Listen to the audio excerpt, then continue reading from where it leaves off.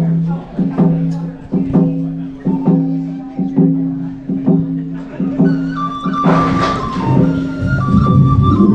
afternoon, everybody. My name is Edgar Villanueva-Cruz. I'm a member of the Tahltan Nation, and I'm here to speak about Indigenous masculinity and what that may mean for our young boys, our young men, and how we'll begin to change this narrative and start to create a space for us in the circle. And so firstly, I'd like to start this off by bringing about a few ideas that really came to mind when I began to think about Indigenous masculinity. Now you can see here that there's a picture depicting braids and that pride in wearing braids. So I think a part of it, as being an Indigenous male, is to be courageous. To be courageous to walk through this world with your identity, to create these new norms, and to transform them as what masculinity means for us. The courage to walk through this white world, and that to know that we are born with this value, and to have the courage to lament that and assert that in today's context.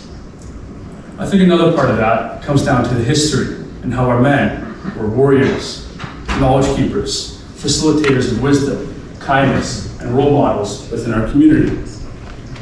And to be accountable to our communities, our mothers, and our fathers.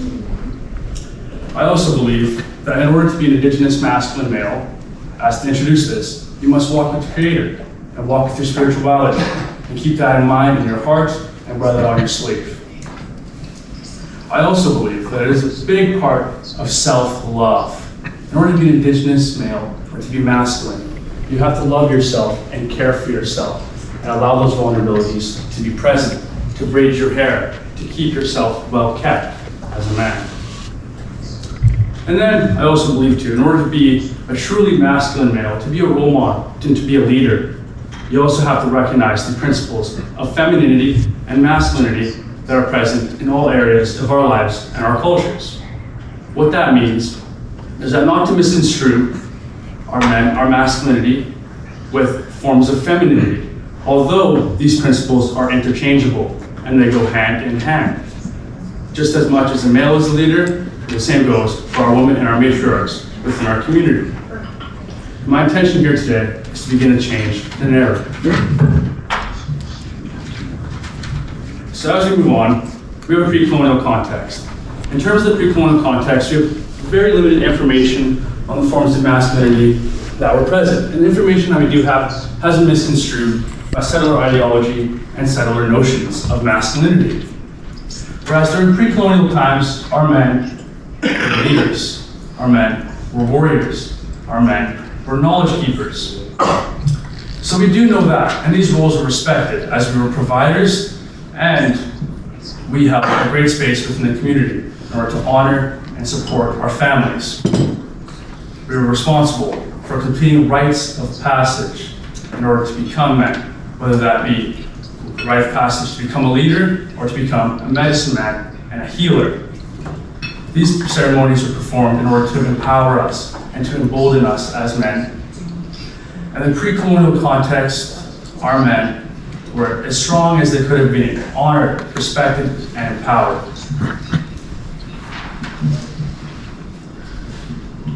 And so, once again, in addition, repeating, there's a lack of research on the impacts of trauma and how that has created this generational aspect, generational consequence for our young men and our peoples, and how this has impacted our health and wellness.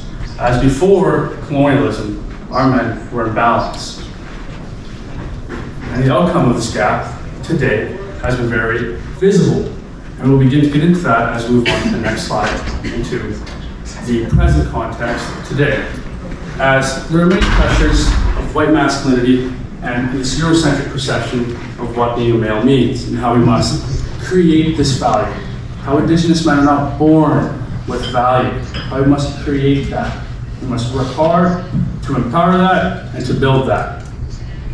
And so when we discuss this, it is usually the focus of Indigenous women, but presently, Indigenous men complete suicide at a rate 3 times higher than our Indigenous women.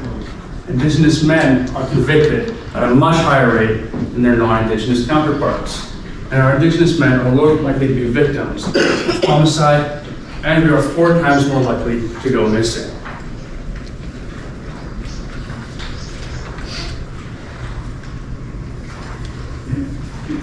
So, what can you do?